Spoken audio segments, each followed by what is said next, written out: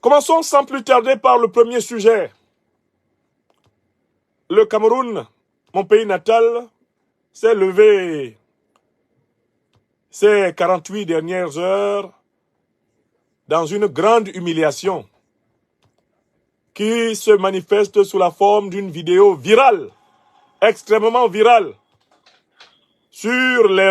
C'est une vidéo montrant une altercation verbale prononcée, extrêmement violente, entre l'actuel président de la FECAFOOT, Samuel Eto'o, et un représentant du ministère de la Jeunesse et des Sports du Cameroun, un certain M.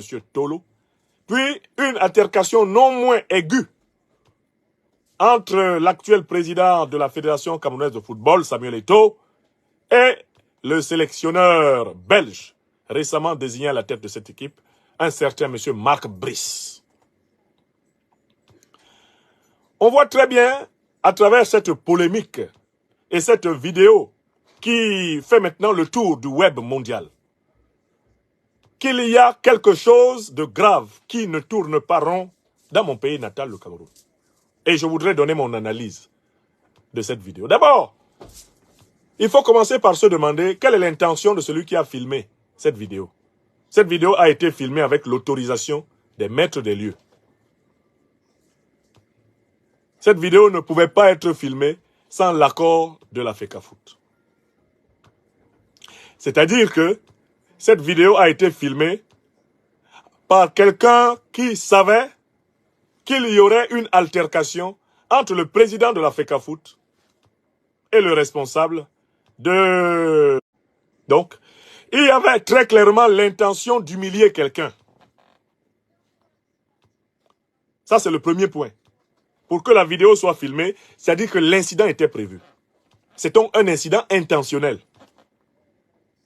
D'autant plus que, à travers les vidéos qui recoupent l'événement, on voit que la délégation venue du ministère de la Jeunesse et des Sports n'était pas entièrement acceptée à la FECAFOOT. Notamment, tous ceux qui, dans cette délégation, représentaient le ministère des Sports et qui ne constituaient pas le staff du nouveau sélectionneur Marc Brice.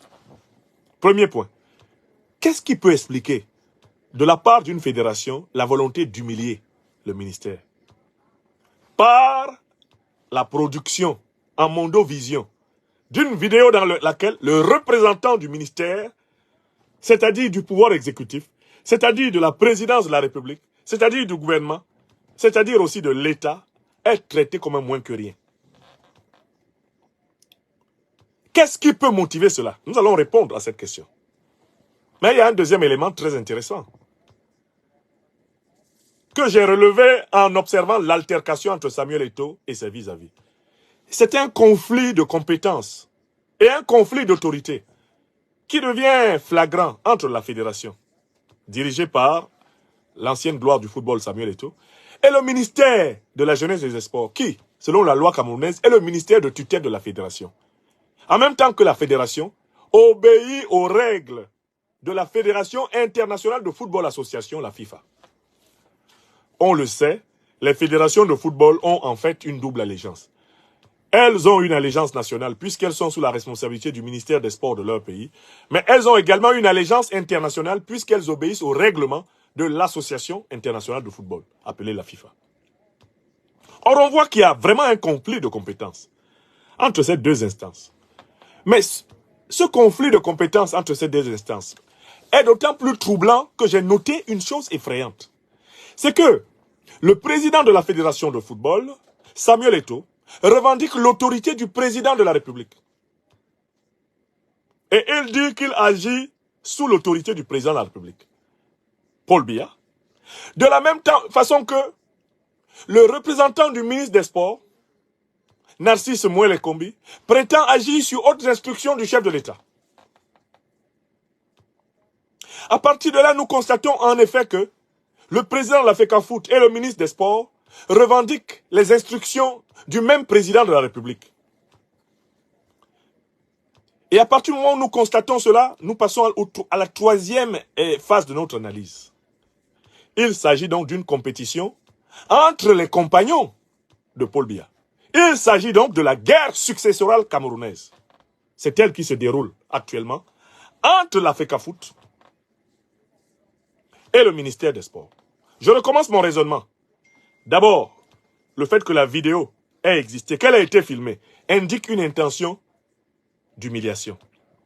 Une relation dans laquelle les uns et les autres sont à la recherche, notamment ceux qui ont filmé, ils étaient à la recherche de l'humiliation du ministère. Deuxième élément, le représentant du ministère et le ministre au nom duquel il parle revendique les hautes instructions du chef de l'État, président de la République. Le président de la FECAFOOT, Samuel Eto'o, revendique lui aussi la bénédiction et les hautes instructions du chef de l'État, président de la République. À partir de là, on passe à un troisième niveau. Donc, on a donc affaire à deux groupes, des représentants de deux groupes du même pouvoir qui, depuis 42 ans, truandent le peuple camerounais. Ces deux groupes-là sont en train de s'affronter pour l'interprétation de la volonté du chef, c'est-à-dire en réalité le partage du pouvoir du chef. Ce à quoi nous assistons là, c'est en réalité un champ de la guerre successorale qui a lieu au Cameroun. De manière certaine, il est clair que Narcisse Mouel Kombi se revendique d'un groupe qui n'est pas celui dont se revendique Samuel Eto'o. Je rappelle que les deux sont des partisans de Paul Biya. Il faut que les internautes sachent que c'est une querelle entre les partisans du même patron. Ils sont tous des supporters de Paul Biya. Paul Biya au pouvoir depuis 1982. De 1982 à 1990, sans la moindre élection. De 1990 à nos jours, par la fraude électorale, la barbarie policière, le harcèlement de l'opposition, la corruption, la division, le mensonge. Ce sont les partisans de ce monsieur qui s'affrontent là. Et ce sont des évidences qu'il faut rappeler. Parce que je vois des Camerounais qui tombent dans le piège et je vois des Africains qui tombent dans le piège. Oh, parce qu'il a mal parlé à un blanc. Oh, c'est l'indépendance du Cameroun qui a commencé. C'est faux. Ça n'a rien à voir avec l'indépendance du Cameroun. La scène que vous avez vue est une scène de guerre successorale entre deux ailes du même régime, le régime de Paul Biya. Écrivez ça. Ne vous laissez pas tromper. Le président de la FECAFOOT est un affidé, est un soutien du régime de Paul Biya. Il s'est toujours affiché aux heures les plus graves de l'histoire du Cameroun comme un soutien du régime de Paul Biya. C'est un biaïste. Le ministre de la Jeunesse et des Sports du Cameroun est un soutien du régime de Paul Biya. C'est un membre de ce... Je reprends mon analyse sur l'affaire camerounaise. Je dis donc qu'il faut que le monde entier sache que le footballeur Samuel Eto'o et le ministre Narcisse Mouel Kombi sont des partisans du dictateur Paul Biya.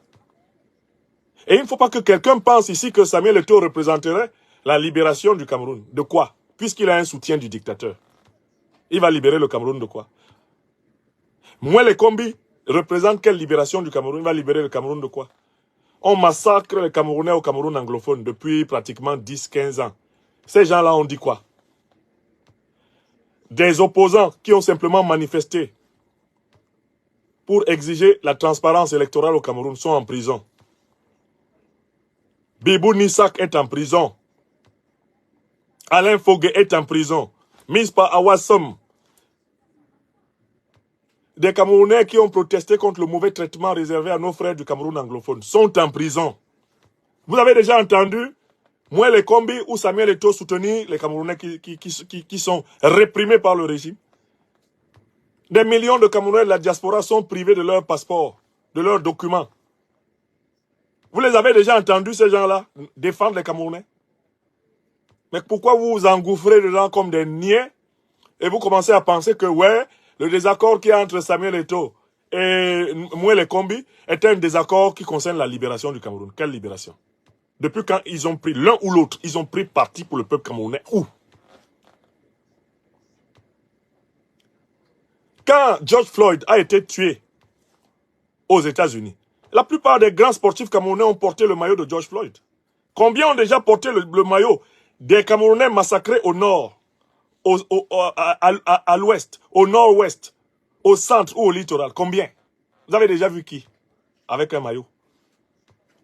Donc je voudrais qu'on évacue déjà l'idée que c'est un conflit qui serait en rapport avec la libération du Cameroun. Ce n'est pas cela. Il s'agit d'un conflit entre les héritiers de Paul Biya Et la preuve absolue, allez réécouter la vidéo, les deux revendiquent l'autorité du président, Paul Biya. Chacun revendique les hautes instructions du chef de l'État. Est-ce que c'est clair? Et si je parle de ce sujet-là, c'est parce que j'ai vu que les Camerounais commençaient à se perdre. Ah, il y a les gens qui sont pro-Eto'o parce que Eto'o a mal parlé aux Blancs. Mais écoutez, il a mal parlé aux Blancs, ça veut dire quoi? Ce ne sont pas les mêmes dirigeants camerounais qui ont désigné le Blanc, pour ainsi dire, Marc Brice, comme sélectionneur. Ce ne sont pas les mêmes. Il a mal parlé aux Blancs. Lui-même, il n'a pas été coach chez les Blancs. Il n'a pas joué chez les Blancs. Est-ce qu'il peut exclure un Blanc du football? Sans se contredire, puisque toute sa carrière a été faite chez les Blancs.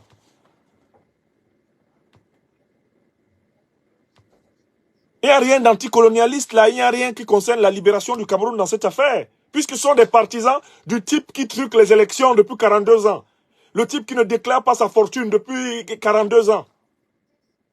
Le type qui emprisonne les Camerounais à tour de bras depuis 42 ans. Le type qui se moque des revendications du peuple camerounais. Le type qui prive la diaspora camerounaise de ses droits depuis 42 ans. Ce sont ses partisans. Les deux sont ses partisans. Écrivez ça. Et quittez dedans. Ce n'est pas votre affaire. Ce sont les ailes du régime Biya qui commencent à s'affronter.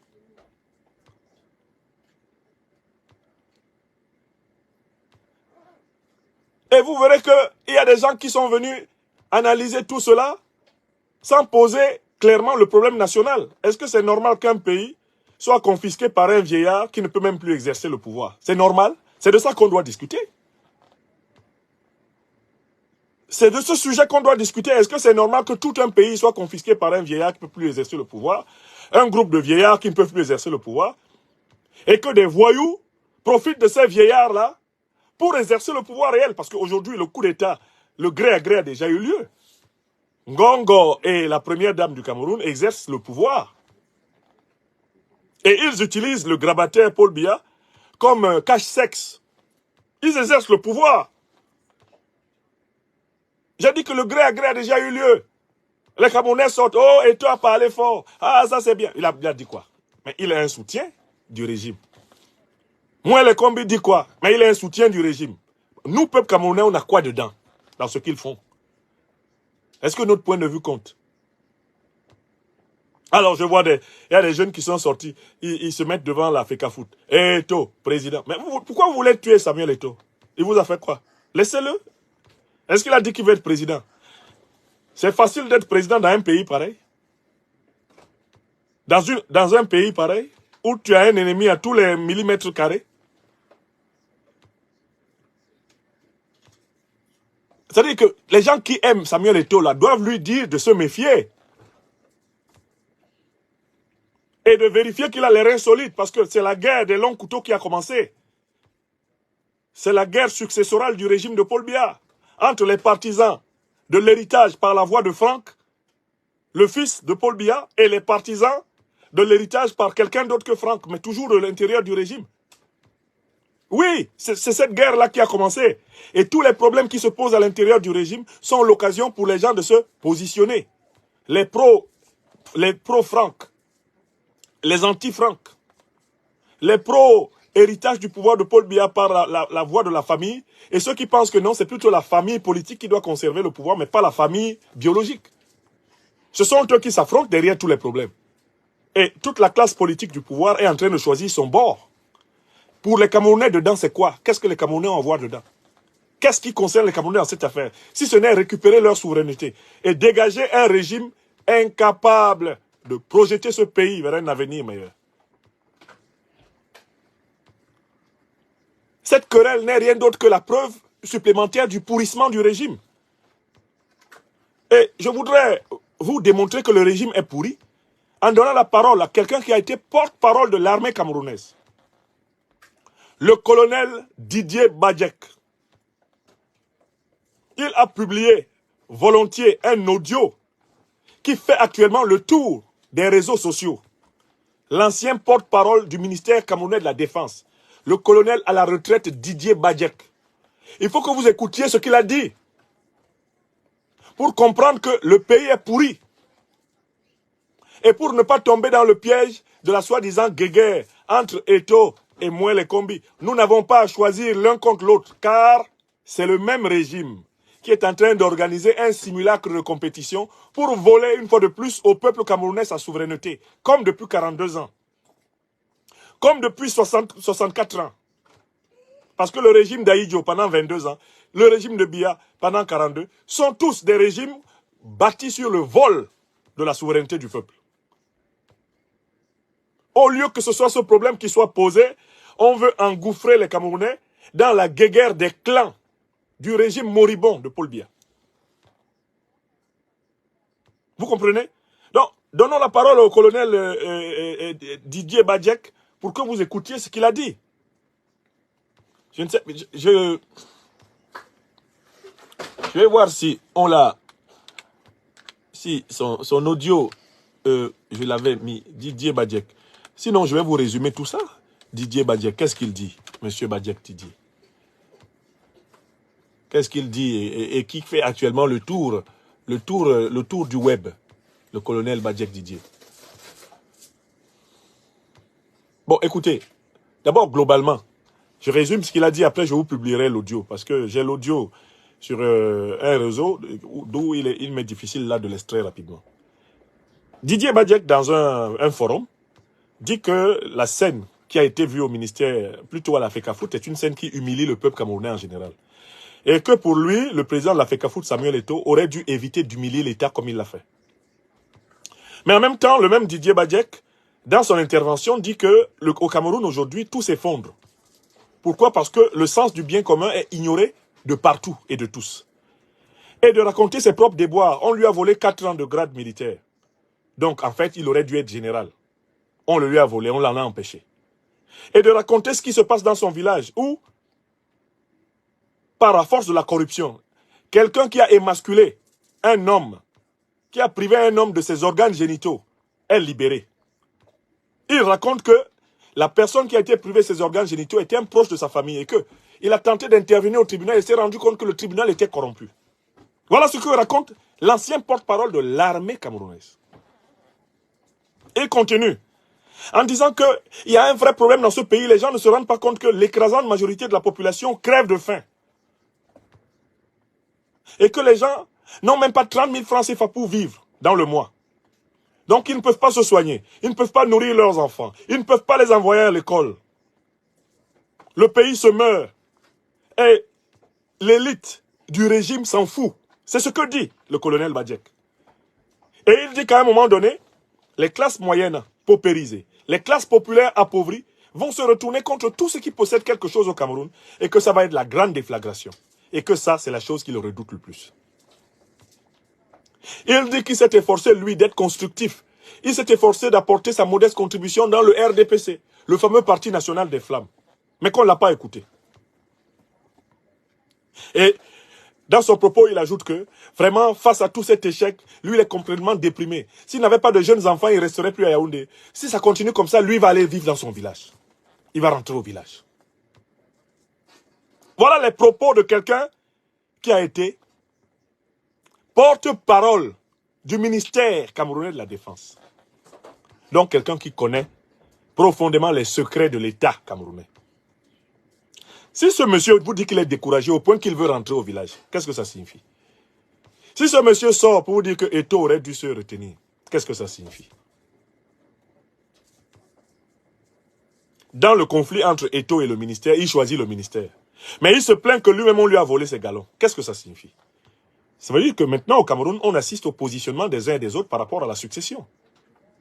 Il faut que le colonel Didier Badjek sache que les gens qui ont écouté son audio savent ce que ça veut dire. De la part d'un haut gradé militaire. L'expression « je vais aller dans mon village ». Que veut dire « je vais aller dans mon village » C'est-à-dire « je vais sortir du dispositif de Yaoundé ». Comme le village est en brousse, aller dans son village, c'est tomber en brousse, non? Par un officier qui a occupé les plus hautes responsabilités dans le pays. Est-ce que la bonne attitude est d'aller dans son village pendant que le pays risque de brûler? Celui qui dit qu'il s'en va dans son village, qu'est-ce qu'il ne dit pas par là? Ça veut dire qu'il entre en résistance. Oui! Donc en fait, regardez bien cette affaire. entre Samuel Eto'o et Narcisse Mouelle Kombi, vous allez vous rendre compte que c'est la même affaire qui a eu lieu dans l'affaire Martinez-Zogo. Martinez-Zogo a été buté par l'une des ailes du régime. Probablement celle qui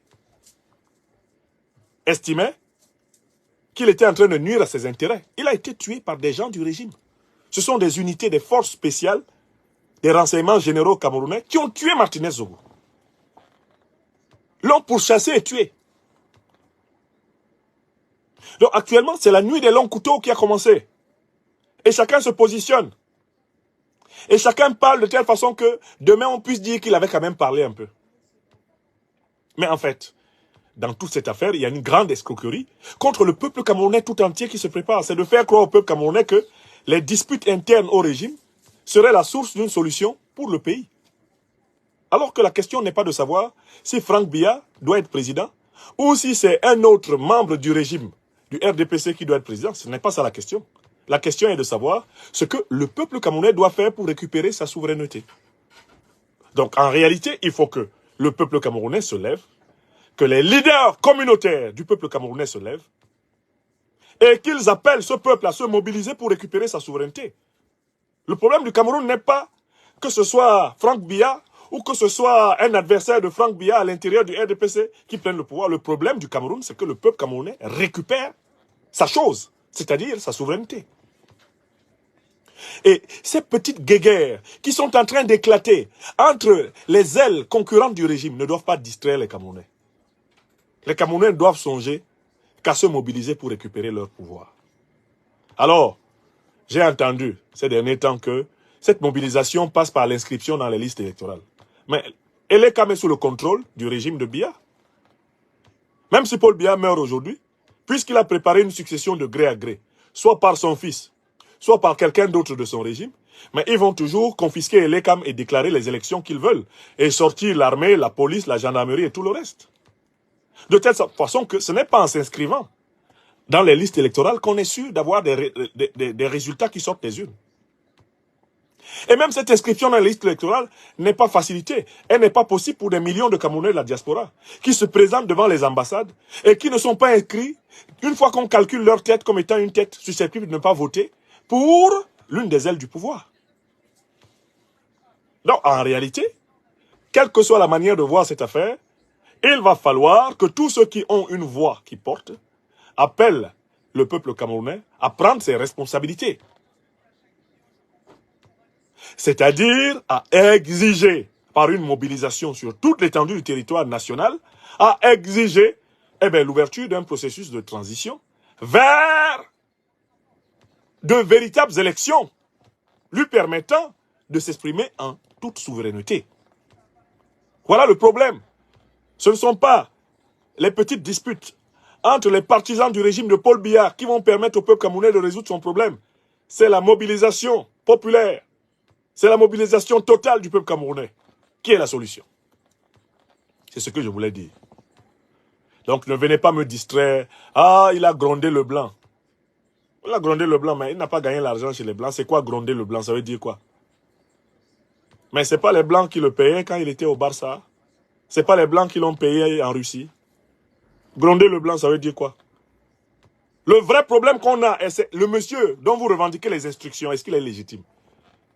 Est-ce que Paul Biya est là sur la base d'un processus sincère, véridique, authentique, respectant la volonté du peuple camerounais?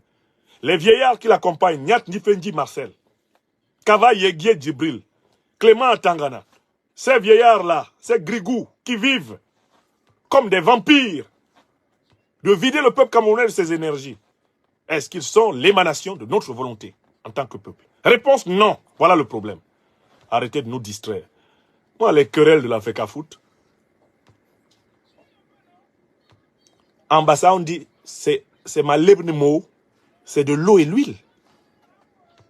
FECAFOOT ministère, leurs querelles sont de l'eau et l'huile, car ils sont tous partenaires du même régime. L'intérêt du peuple camerounais dans cette affaire est nul. L'intérêt du peuple camerounais dans cette affaire est nul. Donc arrêtez de vous distraire. Arrêtez de nous distraire. La grande question, c'est la question de la mobilisation. C'est la question de la révolution nationale camerounaise. pour la reconquête de la souveraineté populaire. C'est la question de la transition vers un processus électoral authentique. Ceux qui disent même que c'est la question de l'inscription à la liste électorale, ils se trompent. Parce que l'ELECAM ne pourra jamais proclamer les résultats conformes aux urnes. Jamais. En l'état actuel, les institutions électorales ne proclameront jamais au Cameroun des résultats conformes aux urnes. Ce n'est pas vrai. Il faut se mettre au travail. Il faut travailler pour le schéma de la mobilisation populaire, pour le schéma de la révolution camerounaise. C'est le seul schéma. Donc, même les discours comme celui du colonel Didier Badjek ne peuvent tromper que ceux qui ne savent pas lire les discours. Il se positionne comme un critique interne du régime. C'est-à-dire qu'il appartient à une aile. C'est-à-dire que lui aussi, il est en embuscade. C'est-à-dire qu'il fait partie de ceux qui attendent le moment fatal, où on dira Paul Biya n'est plus. Et vous allez voir leur vraie nature. Les gens qui vous disent qu'ils s'en vont au village. Quel village? Il ne faut pas prendre les Camerounais pour des idiots. Quel village? Le village veut dire, je suis à l'affût. Je me mets en embuscade. Je frapperai au meilleur moment. Voilà ce que ça signifie en langage tactique de la part d'un officier supérieur. Je m'en vais au village. Quel village? Le village n'est pas au Cameroun. Donc, soyez très attentifs aux prises de parole et à ces conflits qui se multiplient entre les ailes concurrentes du régime. Et voyez très bien que c'est une tentative de nous voler la victoire qui doit appartenir au peuple. De nous distraire du combat que le peuple doit mener au Cameroun. Et c'est ce que je voulais faire comprendre. Je vous remercie. C'était le premier sujet.